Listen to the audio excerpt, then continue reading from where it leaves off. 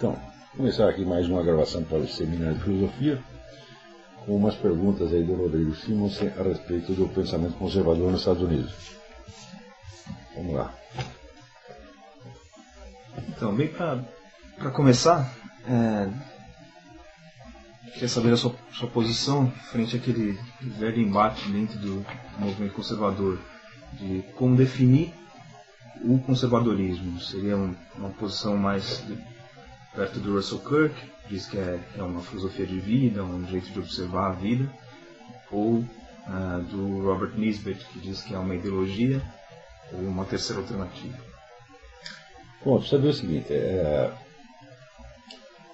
nós que somos de origem, formação latina, a nossa tendência é sempre raciocinar, vamos dizer, aristotelicamente. Nós vamos procurar a essência universal de um determinado fenômeno. Então, logo você conseguiu pegar, vamos dizer, a unidade interna do fenômeno, daí você pode explicar a partir dela as variedades que ela tem. Variedades, por assim dizer, empíricas, fenomênicas que ela tem. Tá certo? Aqui nos Estados Unidos e na Inglaterra, a tradição é o contrário, o pensamento puramente empirista. Quer dizer, eles só raciocinam a partir da situação presente. E eles tiram dela as categorias com que vão explicar o fenômeno todo. Resultado: o conservadorismo americano só entende o conservadorismo americano. Ele não entende o conservadorismo em geral. Eles não têm uma noção universal de conservadorismo. Não tem, assim como eles não têm, por exemplo, a noção universal de movimento revolucionário, de subversão, e nem mesmo de comunismo. Então quer dizer que a especulação deles fica sempre muito limitada a uma situação presente. Se você não tem em vista, vamos dizer, os fatores permanentes, estruturais, essenciais, que compõem o objeto que você está estudando, você não vai entender as variedades dele. E quando ele se tornar diferente do que é, você vai ter que fazer um reajuste do panorama conceptual inteiro. Entendeu? Então, o que eles entendem como conservador é um conservador americano, ou, na melhor das hipóteses, um conservador anglo-saxônico. Não conservador em geral.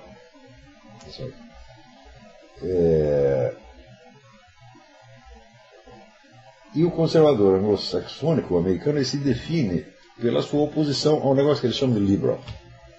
O que é um liberal? É o sujeito que interpreta a lei, vamos dizer, de uma maneira elástica. O que é um conservativo? É um sujeito que se atém ao sentido originário da lei. No fundo, é só isso. A diferença é só essa. Certo? E é a partir disso que eles tentam explicar todo o movimento da política americana. É claro que chega um momento em que isso vai falhar quando entrar em jogo fatores que não são de origem americana e não são de origem anglo-saxônica e passaram a interferir na situação local, que é o que acontece agora. Quer dizer, na verdade começou a falhar, vamos dizer, desde os anos 30, quando começou a haver uma infiltração comunista importante, não quantitativamente importante, mas financeiramente importante, porque eles, por orientação de Stalin, o movimento comunista só visava pessoas ricas e importantes para criar uma coleção, vamos criar um suporte financeiro e para criar uma sustentação na base dos companheiros de viagem. Essa foi a orientação de Stalin. Quer dizer, não tentem criar um grande partido proletário na América, não vai funcionar. Vão no pessoal do show business, nos banqueiros, nos socialites, nos ricaços, tá certo? E nós vamos usar esse pessoal, por um lado, para nos dar dinheiro, e por outro lado, para tomar partido de certas políticas específicas nossas no momento em que interessa. De tal modo que essa tomada de posição não pareça comunista. Pareça uma coisa liberal. Né? Então, vamos dizer, usando o prestígio do liberal, ou até do conservativo, para apoiar certas políticas soviéticas naquele momento. Então, isso aí já é um fator totalmente externo à política americana. Então, como é que eles entenderam isso já nos anos 50 e 60? Entenderam como se todos esses comunistas fossem liberais. Eles estivessem sendo perseguidos por um malvado chamado John McCarthy. Então eles mesmo criaram o mito do McCarthy, que nunca existiu nenhuma perseguição de inocentes, mas nenhuma, zero. Hoje a gente sabe que todos aqueles caras que foram interrogados, todos eles estavam metidos na coisa até a goela, alguns metidos com autoespionagem. Mas, no momento, eles encararam aquele problema em termos das liberdades civis americanas. Você está entendendo? Eu digo, mas escuta, mas o que a KGB tem a ver com isso? É um fenômeno totalmente heterogêneo. Então, o problema do pensamento conservador aqui é a sua falta de universalidade. É o seu apego empirista a situações locais, às vezes até momentâneas, das quais eles tiram conceitos universais indevidamente. Por exemplo, você tenta explicar em termos americanos o regime do Brasil. Você não consegue. Não tem equivalência. Como não tem equivalência, o que eles fazem? Eles deformam a realidade para enquadrá-la dentro das categorias do pensamento conservador americano. Tá entendendo? E é por isso, por exemplo, que acabam chegando à conclusão de que há uma diferença brutal na política latino-americana entre o Hugo Chávez, que é um radical, e o Lula, que é um moderate. Porque aqui, esse negócio de moderate e radical faz uma diferença brutal. É a diferença que vai, sei lá, entre o Martin Luther King e o William Ayers. Né? Entendeu? Então, mas é claro que a política latino-americana não pode ser descrita nesses termos. Entendeu? Por quê? O negócio do moderate e radical, de onde surge essa diferença? Essa diferença surge o seguinte: existe uma direita oficial, que é conservativa, e existe uma esquerda oficial, que é o liberal. Ambos moderadíssimos. Então, enquanto o cara da esquerda faz oposição dentro das vias consagradas, ele é um moderate. Agora, se ele começa a pegar uma revolução, a derrubar do governo, violência, terrorismo, ele virou um radical. Que sentido faz isso na política latino-americana quando você tem lá um negócio chamado Foro de São Paulo, que unifica toda a esquerda e que cria uma estratégia global, incluindo moderates? A diferença de moderados e radicais é meramente aparente. Aqui não é. Claro que existem casos de radical disfarçado. Mas, em geral, quando você fala que o cara é um moderate, ele é mesmo. E fala que é um radical, ele é mesmo. Agora, na América Latina não é assim. Está entendendo? Então, o fato é o seguinte: aqui eles não entendem a política mundial. Por causa desse fator. Um segundo fator é que o próprio patriotismo americano os leva a encarar a América como uma nova etapa na história humana. E essa nova etapa exige, então, a revisão de todos os conceitos anteriores. Então, tudo deve ser visto a partir da América. Resultado, a América acaba parecendo a única força agente, historicamente. E o resto são apenas, vamos dizer, resistências temporárias que estão sendo oferecidas ao processo de expansão universal da democracia. Então, essa, vamos dizer, uma filosofia da história que é totalmente forjada. Ela é tão verdadeira quanto a filosofia da história dos comunistas. E todas as filosofias da história que prevê que inventam um futuro, e tratam de analisar o presente e o passado à luz desse futuro, todas elas são falsas. E, no fundo, isso aí é mentalidade revolucionária. Então, que dá para perceber que houve, além dessa dificuldade natural dos americanos de lidar com esses conceitos, houve também uma queda de nível de 50 anos para cá, na época que tinha Russell Kirk, Leo Strauss e Eric Voegelin e o Rob Nisbet. Eu acho que, por exemplo, a entrada, por exemplo, de pessoas como o Eric Voegelin, houve uma esperança da coisa tomar um rumo mais realista durante algum tempo. Mas, ao mesmo tempo, você não pode esquecer, ao mesmo tempo que veio o Voegelin, veio todo aquele pessoal da escola de Frankfurt, que teve uma influência imensamente maior do que a do Voegelin. E esse pessoal não era visto como comunista, era visto todos como liberais. Por quê? Porque eles falavam mal do regime soviético. Então, Na verdade, ele estava com uma proposta revolucionária infinitamente mais perigosa que a soviética. E que, no fundo, estava perfeitamente articulada com a soviética. Isso se viu muito claramente no caso da Guerra do Vietnã, onde toda a oposição à Guerra do Vietnã foi chefiada por esses liberals e por uma nova esquerda que ninguém sabia de onde tinha saído e que eles acreditavam que era puramente americano. Tanto que até hoje não se preocuparam em investigar as raízes estrangeiras da New Left. Então, quais eram as conexões efetivas desse pessoal da Escola de Frankfurt? Quem que eles representavam, né? E os demais teóricos da New Left, como C. Wright Mills, né? E outros, quais eram as conexões reais deles, ninguém sabe. Quer dizer, para mim, a minha hipótese é que tudo veio do exterior, tudo veio do movimento comunista internacional. Isso tudo não acontece sozinho, né? E veio num momento em que dentro do próprio movimento comunista você tinha uma ruptura entre o que se chamava a linha soviética e a linha chinesa. A linha soviética oficialmente tem adotado a coexistência pacífica, embora continuasse a alimentar revoluções violentas no mundo todo. Então, ao passo que a chamada linha chinesa pregava realmente a revolução violenta. Então quer dizer que a União Soviética fazia só na prática aquilo que os chineses também pregavam na teoria. Quer dizer, a diferença era, na verdade, insubstantível. O Anatoly Golitsyn, no livro New Lies for Olds, ele afirma taxativamente que o chamado conflito sino-soviético foi puramente fingido, que nunca existiu. As relações continuaram normais, não houve confrontação nenhuma, houve só uma operação de publicidade.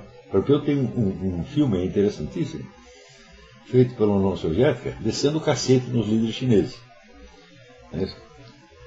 Falando coisas horríveis dele.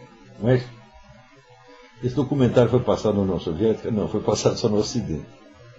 Então já era um pouco para enganar. Mas, eu acho que o Golitsyn tem razão. O conflito sino-soviético foi feito para enganar a trouxa e enganou. Então, por exemplo, o conceito de um movimento político internacional que não tem necessariamente uma base estatal e territorial, eles não têm esse conceito. Eles identificavam o movimento comunista com a União Soviética.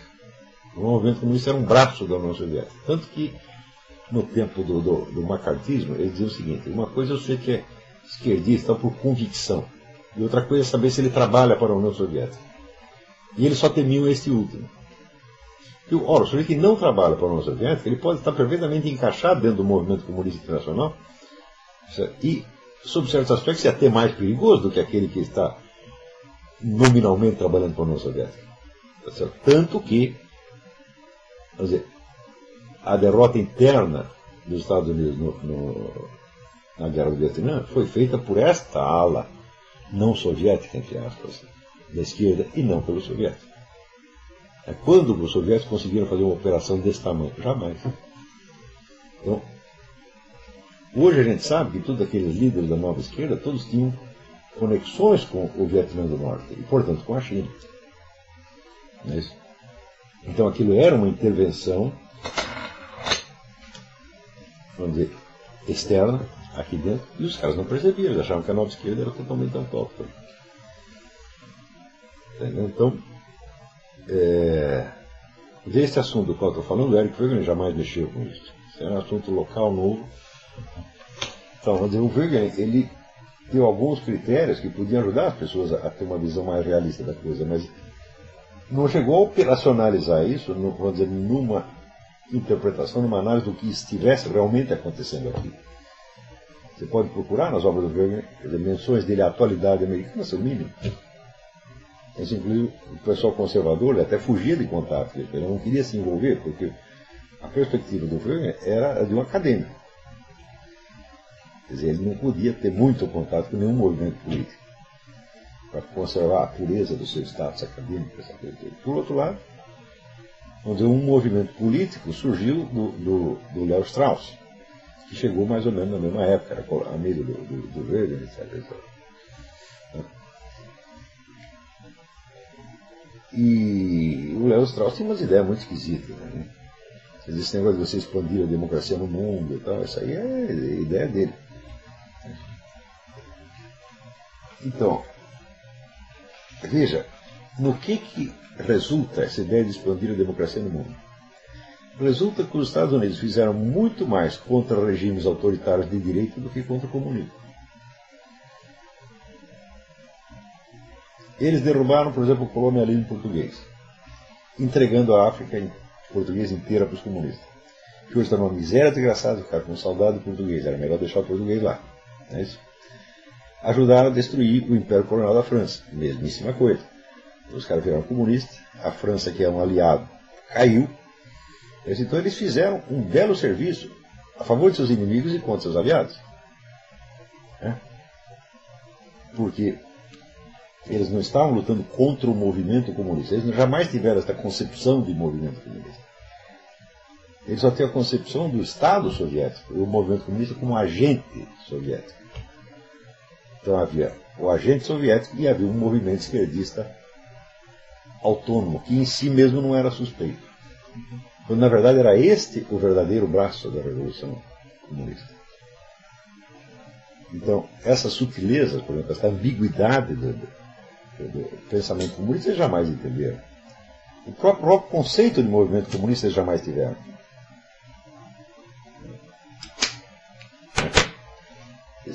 Como eles interpretavam tudo em termos de Estado, principalmente por causa da escola do Morgenthau.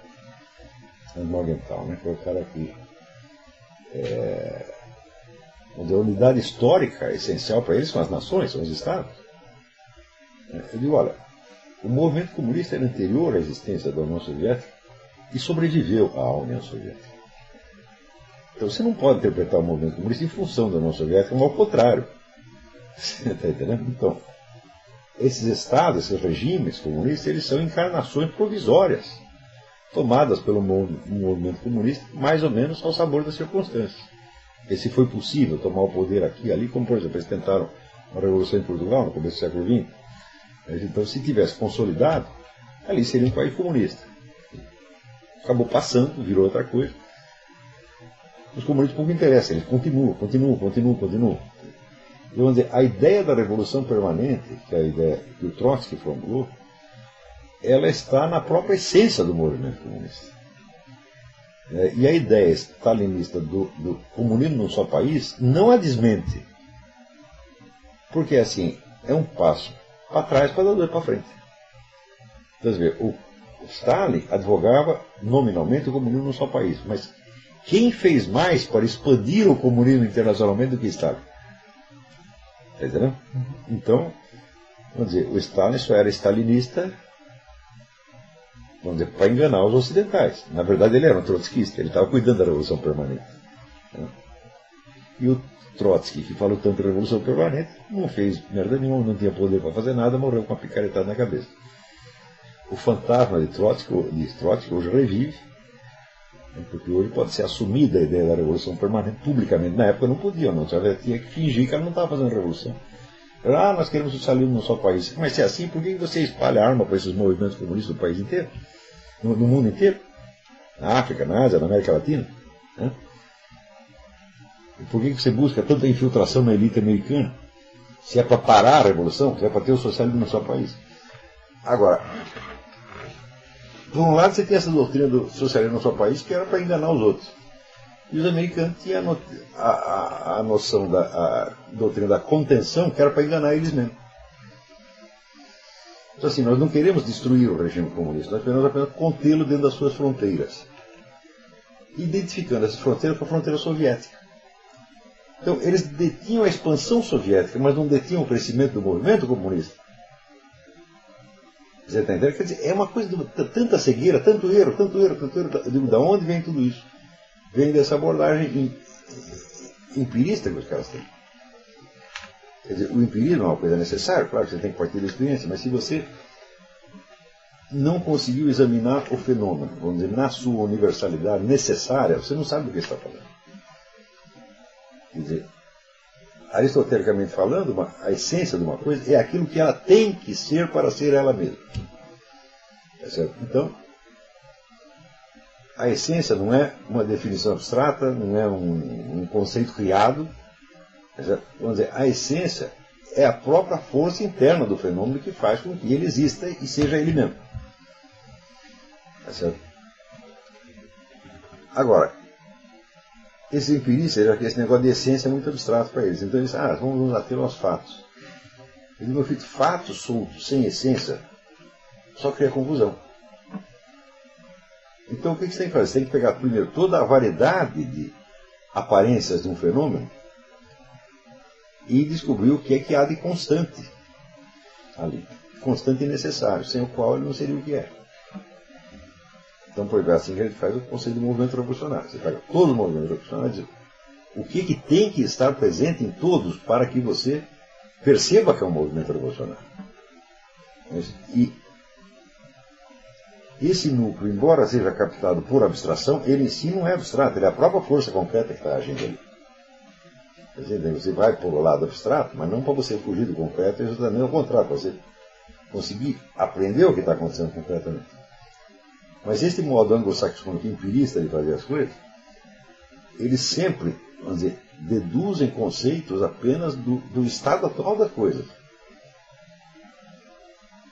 Entendeu? Pô, você observa isso no sistema jurídico aqui. Quer dizer, uma sentença de um juiz cria um precedente. Outra cria outro precedente. Outra cria outro precedente. Para você julgar o enésimo caso, você tem que levar em conta todas as sentenças anteriores. Então, e você não tem um conceito geral que abranja tudo isso.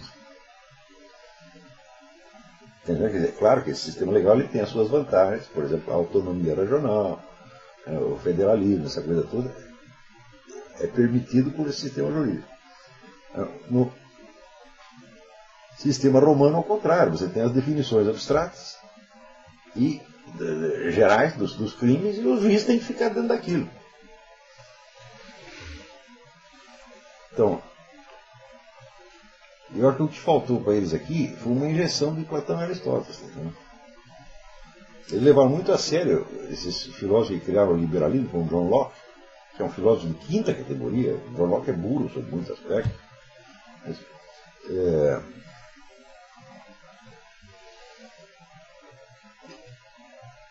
eles não perceberam essa tremenda queda de nível que teve com a passar dos escolásticos para esses caras. Eles não perceberam isso. Eles ainda não conhecem os escolásticos. Tem muito interesse em conhecer. Tá certo? Mas o escolástico é um sujeito que sabe analisar uma situação real. Que sabe articular, vamos dizer, a essência com as propriedades e os acidentes. Que é o segredo de você estar na realidade. Aquela aula que eu dei outro dia, falava, o ser humano comum, ele sabe distinguir a essência de acidente e de propriedade com uma precisão assombrosa. Todo mundo sabe. Então, quer dizer, esse é um modo natural de pensar. Todo mundo pensa assim. Né?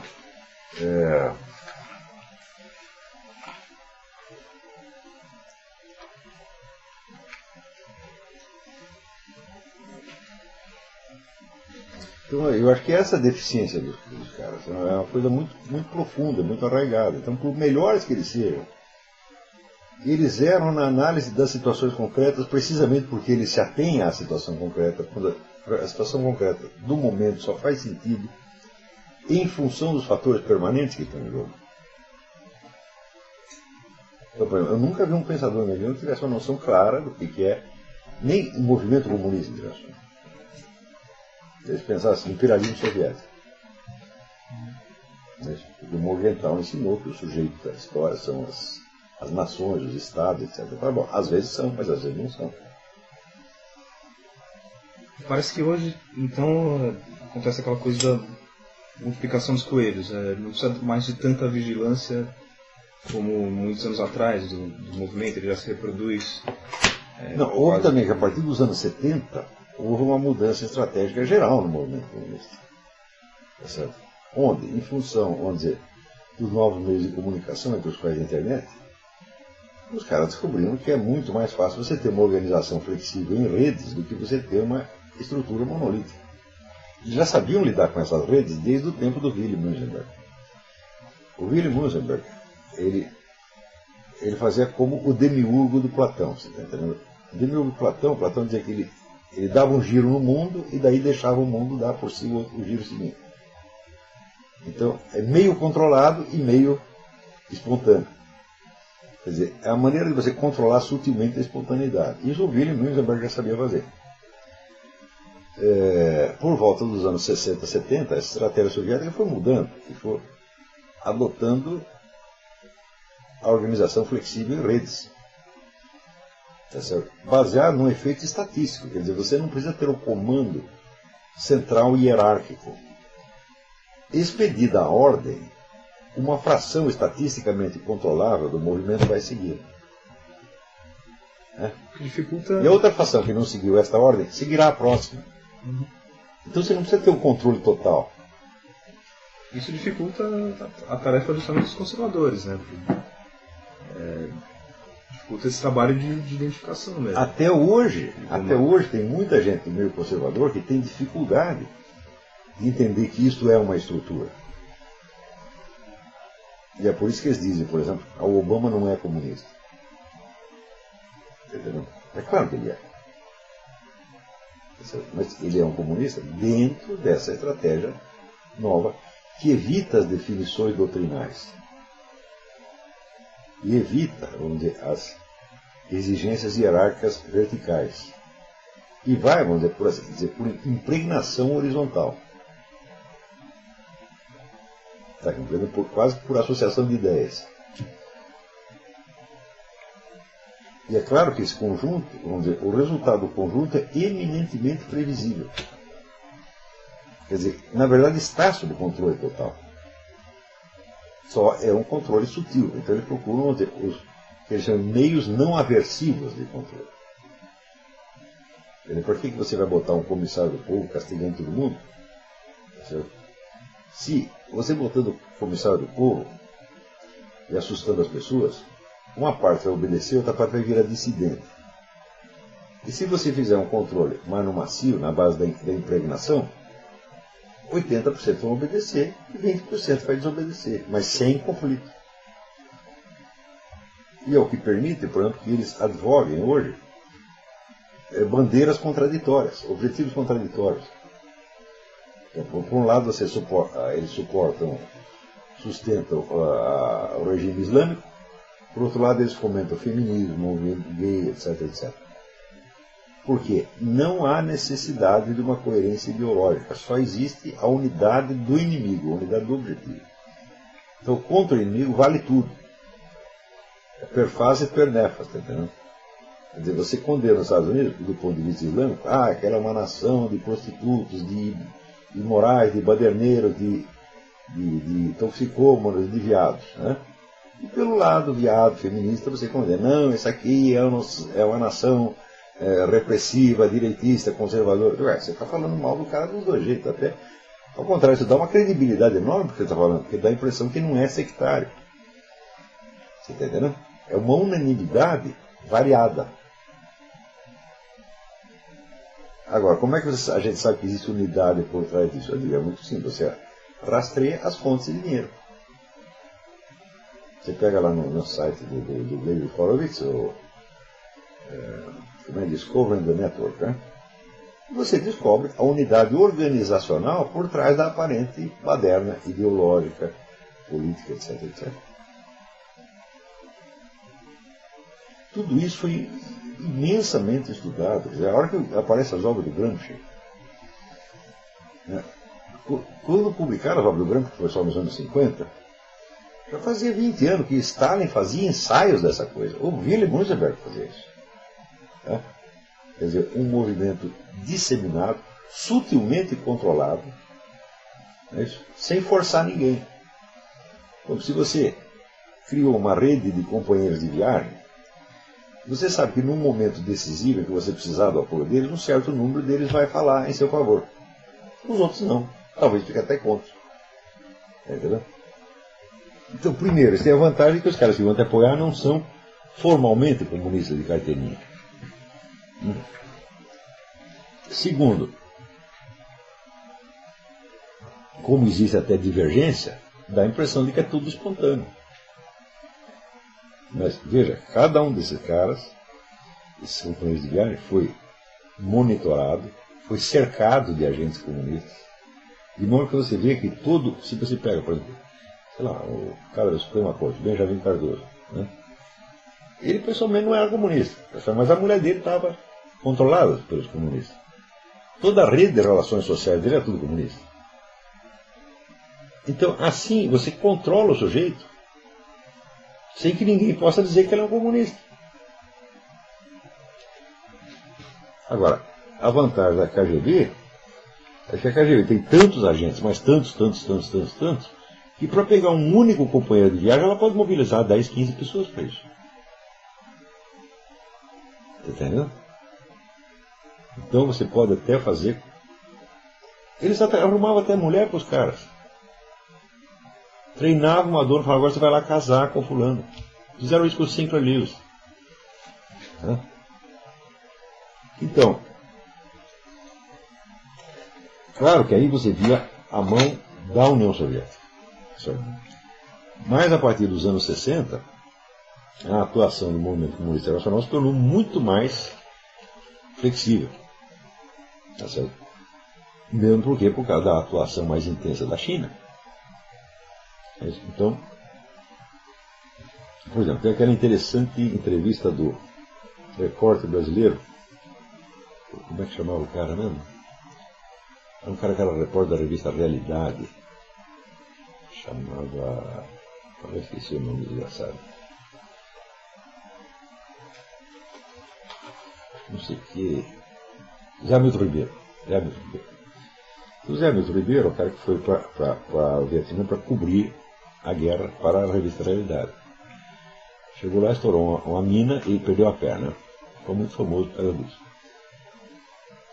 E ele deu uma entrevista muitos anos depois, onde disse o seguinte: nós sabíamos que todos os nossos informantes, eram todos agentes do Vietcong. E que estavam nos passando desinformação, na verdade. Mas nós consentíamos. Entendeu? Porque a simpatia da esquerda brasileira pelos Vietcongs não é uma coisa oficial, mas está sob controle. Por quê? Veja, se você cerca um repórter de informantes que estão a seu serviço, esse repórter vai trabalhar para você sem que ele tenha que estar oficialmente a seu serviço. Você controla as fontes. Está compreendendo? E isso, para um serviço secreto do tamanho da KGB ou do serviço secreto chinês, que deve ter mais gente ainda, que é uma coisa que nem se fala, né? Existem estudos sobre a KGB, mas espera aí. E o serviço secreto chinês? Né? Tem-se alguma ideia da espionagem chinesa? Né? Acontece que espionagem num serviço secreto desse tamanho é 15% da atividade total. O grosso da atividade é desinformação, é agente de influência, é controle do movimento ideológico, é controle cultural, etc, etc. Então, até hoje, você não tem um estudo sobre o conjunto da atividade do serviço secreto chinês aqui. No máximo, quando você descobre um espião. Mas, olha, o espião trabalha para um Estado contra outro Estado. Não trabalha para o movimento, entendeu? Então é muito mais fácil você distinguir isso aí. Você está lidando num terreno mais firme. Os processos de espionagem que eles usam são mais ou menos os mesmos que você usa. Quer dizer, a espionagem é uma profissão, é uma técnica, né? Mais ou menos uniforme no mundo todo. Agora, digo, bom, e as técnicas do movimento comunista? Elas são infinitamente variadas e, sobretudo depois que pegou a moda do Antônio Gramsci, quanto mais disfarçado é melhor. Quer dizer, o agente gramsciano jamais prega comunismo. Ele se atém a pontos específicos. Entendeu? E não dá definições ideológicas gerais. Alguns podem dar, mas a maioria evita. Então, por exemplo, se você pega uma ONG como Viva Rio, ela está nitidamente integrada dentro da estratégia comunista. Mas se você disser que a Viva Rio é comunista, as pessoas vão rir na sua cara. Agora, vamos dizer, é preciso ser muito ingênuo e muito burro Para você achar que o movimento comunista é feito por pessoas que têm carteirinha do Partido Comunista, que estão inscritas, né, e que ideologicamente são comunistas convictos. Por exemplo, a convicção pessoal jamais interessou. Claro que o núcleo, né, dirigente do negócio tem que ser de comunistas convictos, é claro, mas a quase totalidade dos que trabalham para eles não tem que ser. Não tem que ser e não deve ser. Porque senão você vai carimbar todo mundo como comunista. E vamos dizer, a camuflagem, a mentira, a desinformação, isso foi da essência do movimento revolucionário desde que ele existe. Então ele fazer de conta que não existe é da sua própria essência. Então você está fazendo uma coisa aqui na sua frente e se você acusa que ele está fazendo, ele mesmo é o rei da sua cara.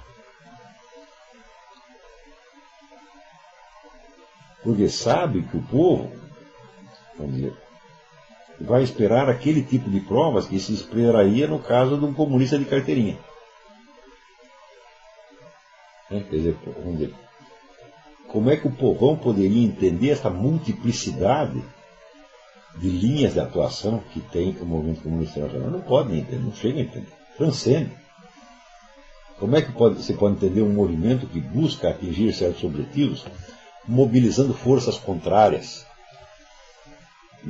Para quem estudou dialética, falou, isso é moleza, claro, você quer obter um resultado, você não pode atuar em linha reta.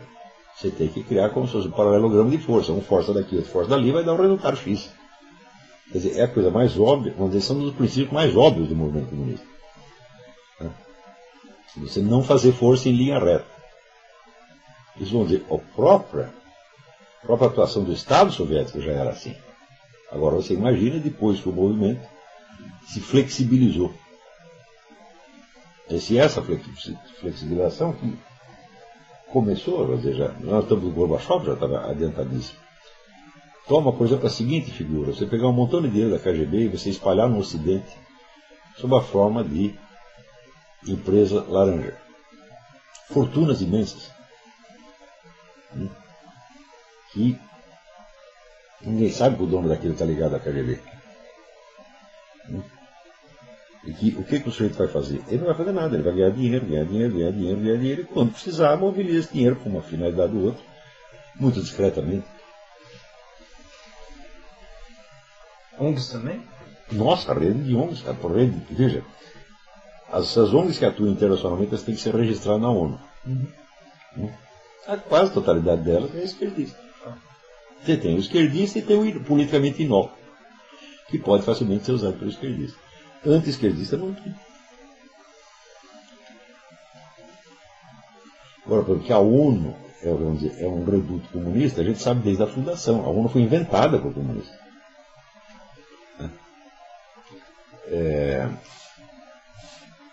E era assim desde o início. Mas até hoje, se você fala isso para as pessoas estranham. Porque elas acham que se os caras fossem comunistas, eles iam estar pregando o comunismo. Isso é ideia ingênua das pessoas. Acredito que a luta política é uma luta de ideias e doutrinas muito claras. Não pode ser isso jamais, né? E, vamos dizer, essa noção ingênua da definição rígida de comunista e não comunista, isso impregna até a cabeça de quantos conservadores. Se não fosse isso, os caras jamais teriam, o pessoal da direita jamais teria ajudado a destruir uma carta, e tudo que ele estava dizendo era fato. Tá certo? Mas ele não tinha prova. E o meio de atuação que ele inventou, que as comissões parlamentares, é quase um meio judicial, onde você tem que ter uma prova suficiente. Tá certo? Ora, em política e estratégia, você não pode usar um critério judicial. Por exemplo, se você está desconfiado que um sujeito é espião, você não vai esperar ter provas cabais. Porque quando você chegar a ter provas cabais, ele já terminou o serviço dele. Como o caso do Rosenberg, por exemplo. Né? Quer dizer, quando provaram que os Rosenberg eram espiões, eles já tinham passado os segredos da bomba atômica para os soviéticos. Então daí você mobiliza a justiça para puni-los. Ora, mas a estratégia não é punitiva, a estratégia é preventiva. Então, se surge uma desconfiança suficiente, você tem que tirar o cara imediatamente. É isso? E, teoricamente, havia aquele elemento que se chamava o risco de segurança. Só que você precisava provar que o sujeito era um risco de segurança. E essa prova é muito difícil. Né? Então,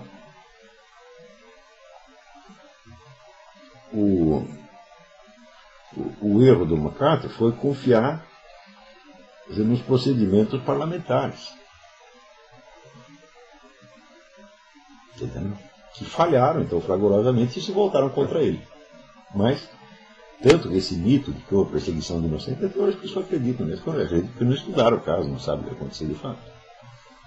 Tem gente que está tão fora que até acredita que o McCarthy que interrogou o pessoal do cinema. Tá? Não foi. O pessoal do cinema foi interrogado na comissão, na Câmara dos Deputados.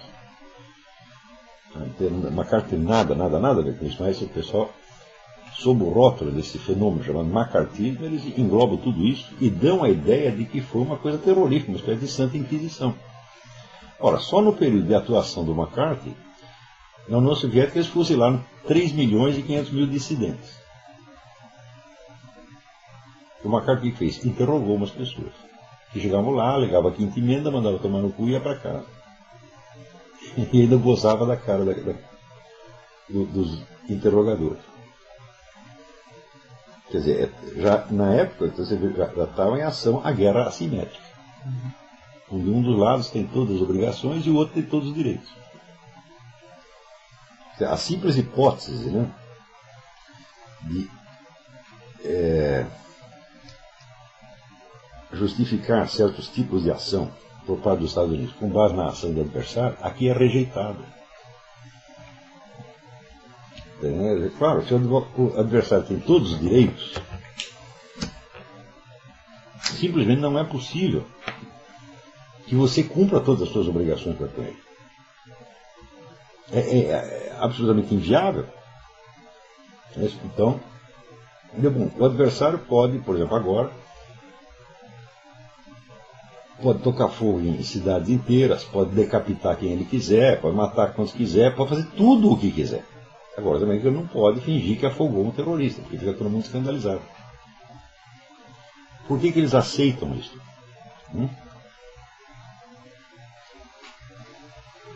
Precisamente porque os procedimentos do outro lado são considerados ilegítimos e, portanto, inexistentes. Está fora de páreo. Quer dizer, aquilo é uma tirania, uma ditadura, então está fora de páreo, não pode ser julgado. Você está entendendo? Quer dizer, você considera o outro regime tão ruim, que você não cobra nada dele. E após você considera o seu regime tão bom, que você cobra tudo. Então, vamos dizer, o próprio conservador, apegado às leis, essa coisa toda, ele se torna um instrumento de guerra assimétrica contra o seu próprio país.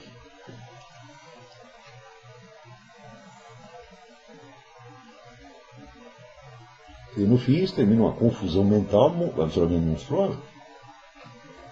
E quando aparece, vamos dizer, quando o inimigo dá uma cartada de audácia, né, eles ficam inermes, eles não sabem o que fazer. Você pega o Barack Obama, para destruir o Barack Obama era 5 minutos. 5 minutos. E eles ficaram inermes, não conseguiram fazer nada. E bastava o John McCain chegar na televisão e dizer, olha, eu sou John McCain, está aqui meus documentos, minha certidão de nascimento, meu certificado militar, meu isso, meu aquilo, e eu exijo que o meu adversário, antes de debater comigo, apresente as suas credenciais. Eu não vou discutir com qualquer um.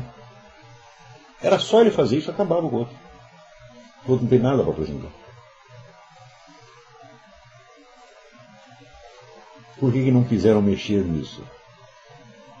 Porque existe a regra do jogo é sacrossanta, então você pressupõe que os dois lados estão obedecendo a regra do jogo.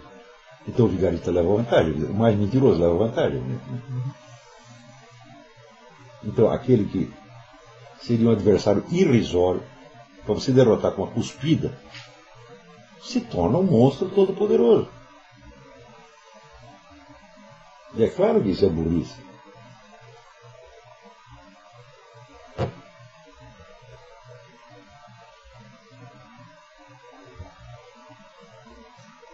Mais alguma dúvida? Então, para onde vai seguir esse movimento? Será que eles vão conseguir derrubar o Obama? Será que eles vão ter essa clareza algum dia de conseguir? Não, eu acho assim, eu acho que em parte o Obama está facilitando o serviço dele. Ele só não destrói o Obama se não quiser. Porque a história dele é toda mentirosa, é toda furada. O sujeito é evidentemente um farsante, é evidentemente um vigarista. Né? E as provas disso são superabundantes. Então, o que falta, vamos dizer, é concentrar tudo isso e atacar o sujeito por este flanco. Agora, se você quiser discutir a política econômica dele, quiser discutir, bom, qual política econômica de qual presidente que não foi discutido? Você está entendendo? Então, isso aí pode, vamos dizer, atrasar os empreendimentos dele, mas não vai fazer malefício nenhum para ele. Se ele sair de lá com 20% de popularidade, que nem o Jimmy Carter, que diferença terá feito? Ele já ficou lá, já fez um estrago. Né? Então, quanto mais ele se atém a essas questões menores, mais eles acabam contribuindo com o próprio adversário. Sem dúvida. Então precisa mesmo dessa clareza, interpretação de conjunto que eles se não pegar a ideia do que é o movimento revolucionário e de que o movimento revolucionário ele é a mentira, né? Ele não é outra coisa, ele é todo baseado em mentira e ele não é nada mais do que mentira, tá certo? E portanto é mentira, então portanto encobrindo crueldade, violência em níveis jamais conhecidos, de miséria, uma miséria fantástica, né? Então o movimento revolucionário é a arte de você encobrir com belas palavras as ações mais feias que já se desenrolaram na história humana. Então, se você não pegar esse conceito e você não aprender a identificar onde está a mentalidade revolucionária, onde ela aparece, você vai ser derrotado. Eu acredito, vamos dizer, que o sujeito infectado de mentalidade revolucionária, mesmo que seja parcial, ele nunca é confiável. Porque o critério que ele chama da verdade é outro, é diferente do critério normal da humanidade. Né? A verdade para ele é o que ele imagina que será no futuro. Isto é o princípio da verdade, isto é o princípio da justificação. Então, como foi ele mesmo que inventou o futuro, e como ele mesmo que se julga a si próprio no tribunal do futuro ele sai sempre absolvido. E ele jamais será responsável pelas suas ações. Então, é claro, isso forma uma estrutura de mentalidade de um sociopata. Uma pessoa que não tem obrigações para com a sociedade, mas que pode cobrar tudo da sociedade. Então, é claro que essa é uma pessoa perigosa, essa pessoa tem que ser excluída. Excluída do debate público, excluída da atividade de ensino, excluída da mídia, excluída de tudo. Mas, se você não tem esse critério, se o seu critério é exclusivamente político e ideológico, você não tem base para fazer isso. Se você vai discutir, por exemplo, capitalismo ou socialismo, eu digo, o capitalismo, sob certos aspectos, foi um movimento revolucionário, em certos momentos. Tá certo? Então, não se trata de discutir um regime econômico, não se trata de discutir um sistema de governo, trata-se de discutir, vamos dizer, um princípio lógico e moral. Que permanece constante na mentalidade revolucionária ao longo do tempo. Então, assim, para mim o critério é isso. O sujeito chegou com um plano de futuro que justifica tudo que ele está fazendo no presente e lhe dá direitos especiais que ele mesmo nega aos outros, tem que excluir, cara. Ele é um sociopata, ele não é um perigoso. Mais que um sociopata, eu acho até que é doença mental em sentido clínico. E com qualquer pessoa que tenha convivido com o doente mental, sabe que o doente mental é muito impressionante pela intensidade das suas ações, das suas paixões, das suas palavras, tá entendendo? E você sabe que ele instila medo nas pessoas. Então você fica com medo de contrariá-lo. Se você cedeu uma vez, 2 vezes, 3 vezes por medo, na 4ª vez você acaba justificando o que você fez. Para não confessar que você se acovardou, você acaba justificando e dizendo que ele tem razão. Então, por isso a proposta louca é sempre mais persuasiva do que a proposta racional, a não ser que você a pegue logo no começo e mostre que é louca. E não é só que é louca no sentido de não, ele está fazendo isso, coitadinho, porque ele é louco. Fala, não, é o tipo de loucura que é criminosa, por isso é sociopatia. É criminosa por sua essência. E, veja, a mentalidade revolucionária surge num certo momento da história e vai desaparecer numa outra. Quando sumir do mundo a ideia revolucionária, nós teremos passado para uma outra etapa da história. não consigo nem imaginar como será esse etapa. Mas esse movimento vai ter que sumir algum dia. Eu acho que ele, de certo modo, ele está nas últimas, porque ele está arriscando as suas maiores cartadas de nível mundial. E as cartadas, vamos dizer, correspondem a políticas tão falsas, tão absurdas, que se esses caras tiverem todo o poder na mão, eles não ficam 5 minutos no poder. Mas de onde vai surgir a força que vai fazer reviver a verdade? Né? O problema é o seguinte, o movimento revolucionário ele vai se extinguir. Si próprio. Para si próprio. O problema é que se você não tomou atitude contra ele enquanto era tempo, você sai disso demasiado enfraquecido e desmoralizado. Entendeu? É o caso da Igreja Católica, por exemplo? Sim.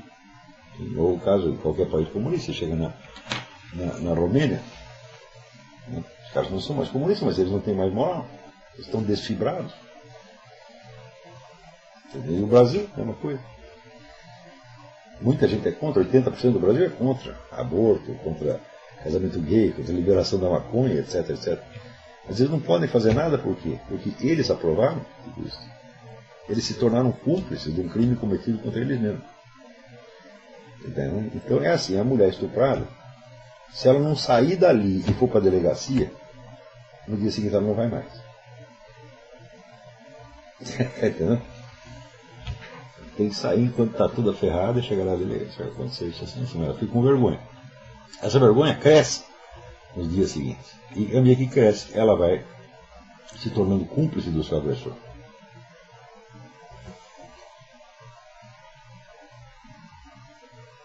Eu uma vez convenci uma moça que tinha sido estuprada, fazia anos. E demorou um tempo para ela contar o que isso fazia. Porque ela contou, eu falei, escuta, mas você tem que dar queixa. Ah, mas já passou tanto tempo. Eu falei, se você não der queixa, você nunca mais vai se levantar na sua vida. Não interessa se vai encontrar o bandido ou não. Você não está fazendo isso contra o bandido, você está fazendo a seu favor. Se você não fizer nada contra ele, nada, você o ajudou. E você carrega a culpa dele. E ela de fato fez. E a vida dela melhorou muito. Ela casou com o cara, tá ótimo. Então você não. Se você não nada faz contra o seu agressor, você está ajudando ele. Quer dizer, se um se dispõe a apanhar, se um quer bater e o outro aceita apanhar, está feito o serviço. E isso aí é uma coisa que ninguém tem o direito de fazer. Porque você não tem o direito de se aviltar. Entendeu? Se ficar, mas nós temos que perdoar, se usar até argumentos cristãos para fazer isso, é uma coisa absolutamente nojenta. Por quê? Porque você já está ali violando o segundo mandamento. Mas até o próximo batimento, quer dizer, você tem que ter uma certa noção de justiça, de equilíbrio entre os dois. Você não tem o direito de se aviltar para favorecer uma pessoa má. Então você está privando o sujeito até da oportunidade de arrependimento. Quer dizer, não, você não tem que se arrepender, você não fez nada, tudo bem. Isso não é o perdão. Isso é cumplicidade. Porque se nós estamos numa época que as pessoas não entendem nem mais o que é perdão, o que é cumplicidade, eles perderam totalmente o senso moral, não tem mais a distinção moral elementar. E isso aí, muita gente no meio conservador está afetado por isso.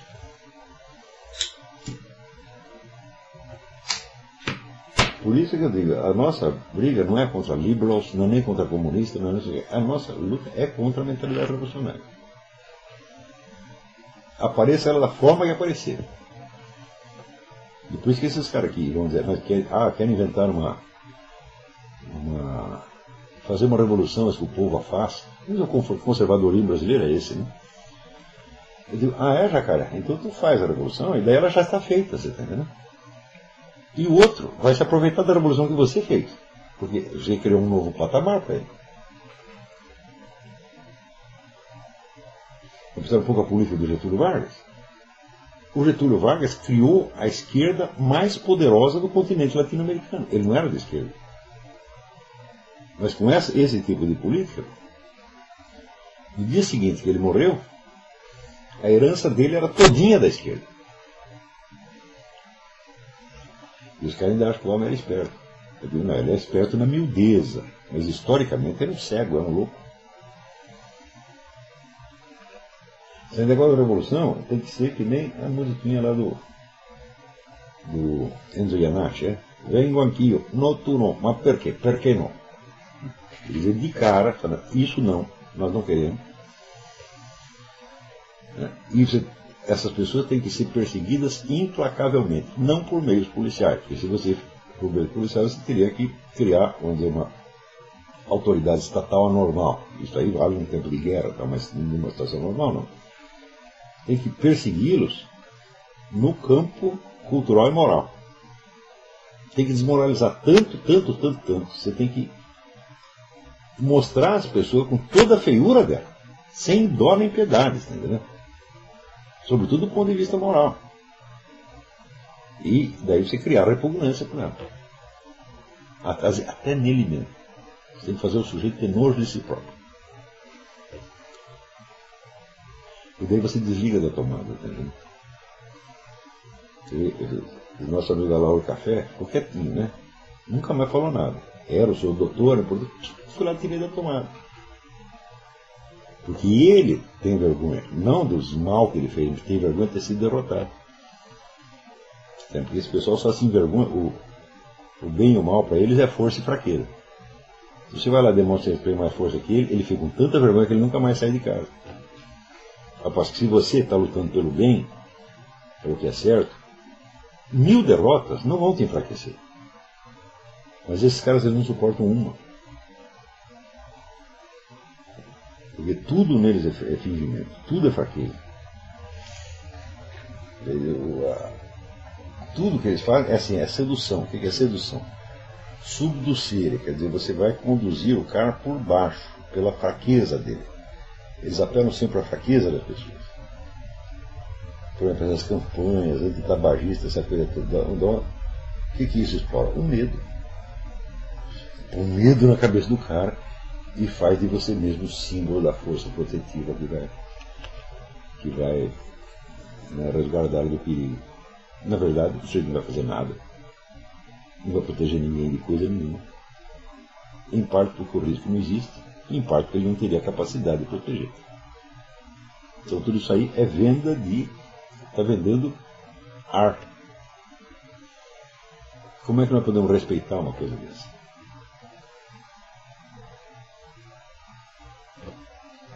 Por que ninguém pegou a teoria do Drauzio Varela e falou assim? Me deu um exemplo no mundo onde a proibição do cigarro diminuiu alguma das doenças associadas ao fumo. Um exemplo de alguma coisa. Nunca aconteceu. Então, se removida a causa, não desaparece o efeito, é porque a causa não era essa, pô. Entendeu?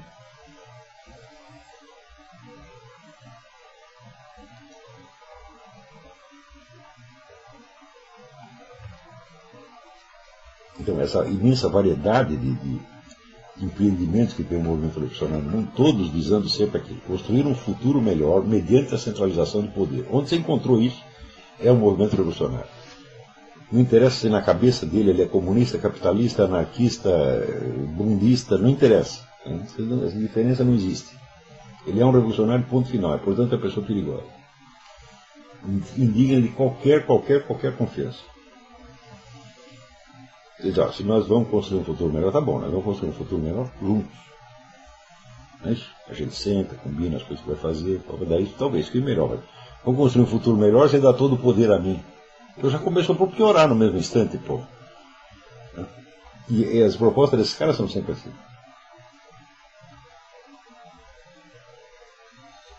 E se você pegar aquele livro do Alexandre Juvenal, do Pouvoir, ele mostra que há 4 séculos o poder central não para de crescer. Por uma via ou por outra, não para de crescer. Porque os caras querem combater uma proposta revolucionária com outra proposta revolucionária. Toda coisa tinha que ser rejeitada ela mesma na base. Enquanto não se tocarem disso aqui, olha, nós vamos continuar sob o domínio de maluco, né? Maluco, gente perigosa, antissocial.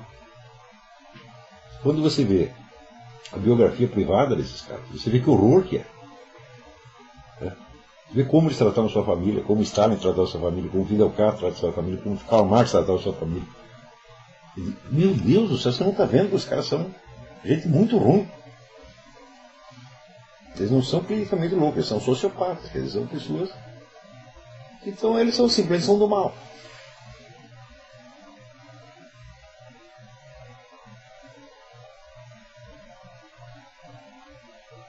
E agora não podemos discutir o homem, temos que discutir as ideias. Você já viu alguma ideia tomar o poder alguma vez? Então o poder é gente. Então, o que interessa é gente, pô. Então não adianta discutir esse cara do ponto de vista ideológico, filosófico, não adianta pegar do ponto de vista moral, pessoal, psicológico. É de usar o desmascaramento psicológico. Olha, tu está fingindo, tu sabe que tu está fingindo, tu está querendo outra coisa completamente diferente, para com isto.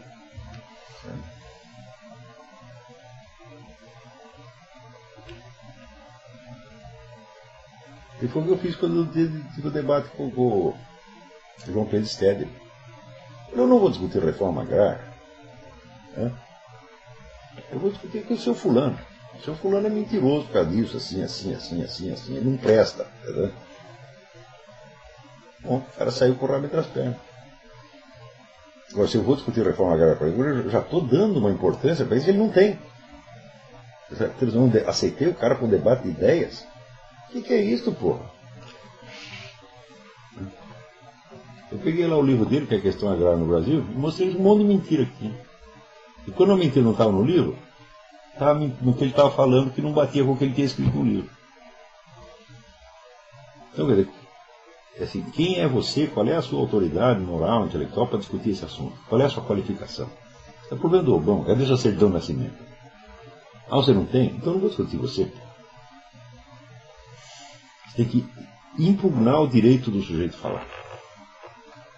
Fala, cresça e apareça. Você vai lá, conserta, limpa a bunda primeiro, depois você vem aqui. Então, como eles não conseguem fazer isso, eles vão embora e não voltam no caminho.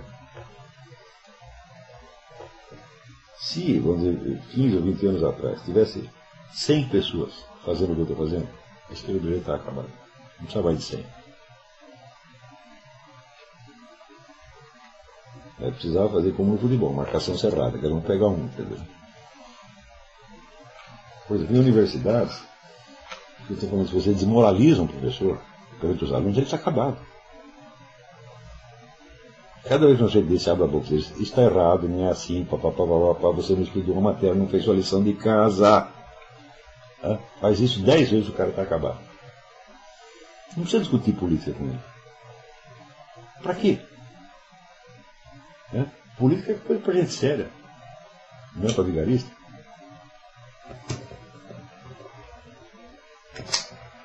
Agora, não há nenhuma proposta séria que seja revolucionária.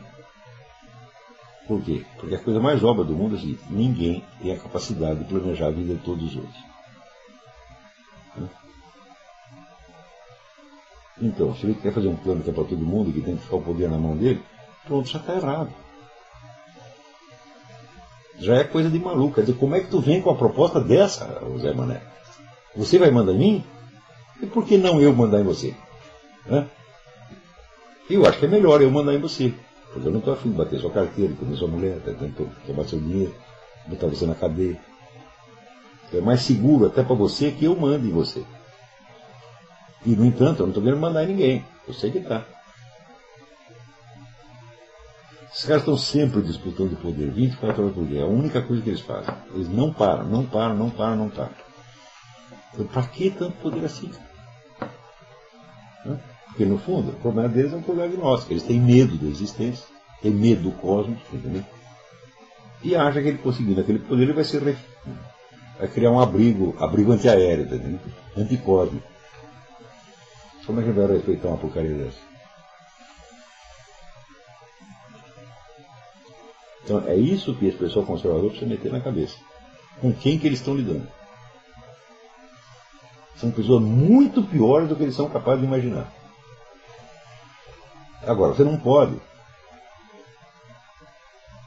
vamos dizer, partir, vamos dizer, para o moralismo, que também esse pessoal, a ala mais conservadora dos conservadores, cria padrões abstratos de perfeição e exige aquilo de todo mundo. Isso não dá certo. Você tem que fazer o julgamento moral mínimo e não máximo. Eu não vou julgar você por você ser viado, por você ser jogador, ou até por você ser comunista. Nós só estamos acusando você de uma coisa: você quer mandar em nós. E isso é o que nós não queremos. Porque você veio aqui para debater ideias, tudo bem, para debater ideias, mas por trás do seu debate de ideias você está lá, o seu plano de poder para você mandar em mim. Então mostra as suas qualificações para mim. Quem é você para mandar em mim?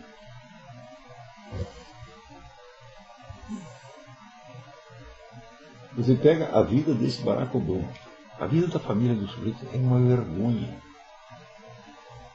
É uma vergonha. É tudo encoberto, é tudo mentira.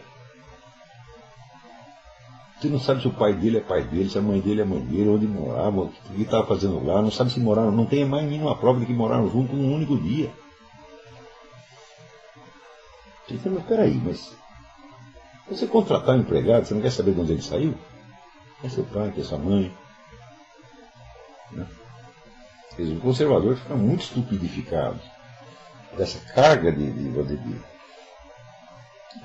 empirismo bocó e de moralismo que tem neles, não conseguem entender as coisas direito. Quando você vê a turma do John Haskins, fica aí perseguindo, sei lá, o homem, etc. Não está na hora de você fazer isso. Você tem razão, o cara ele é vendido mesmo, entendeu? Mas não está na hora de falar isso. Por quê? Porque tem outro 1000 vezes pior que ele que está lá em cima. Agora, você quer primeiro purificar a sua... Eu li um artigo do... Como é que chama aquele cara? Kupelian, David Kupelian. Por que os cristãos estão perdendo? Ah, porque eles pecam, porque eles... não sei o que, eu estou até louco, meu filho. Quando os caras fizeram as cruzadas, eles aceitavam todo mundo. Aceitavam bandido, puta, proxeneta, traficante. Você está entendendo? Porque tem um inimigo que é pior do que todos eles. Agora, depois de você ganhar a guerra, agora nós vamos botar ordem no planeta. Agora você quer primeiro fazer um exército de santos, você não vai terminar nunca. E a moral da sociedade ela é muito baixa. Então, como é que diz? Tem que ser um centro de gravidade. Entendeu?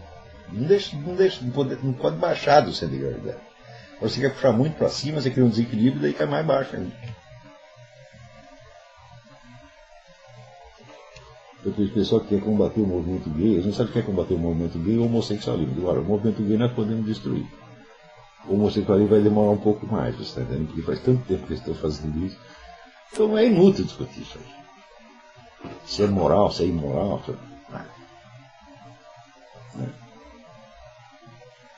Qualquer que seja o caso, mesmo supondo-se que é uma coisa muito feia, não está no mesmo nível do crime que o movimento está fazendo. Então, não vamos nivelar as duas coisas. Eu não posso achar que o Luiz Mota é tão culpado quanto qualquer sujeito que deu o cu por aí. Entendeu? Tem um monte de gente dando o cu que não fez prejuízo. Só fez prejuízo para o próprio cu. É isso. Mas um cara como o Luiz Mota, ele espalha a destruição.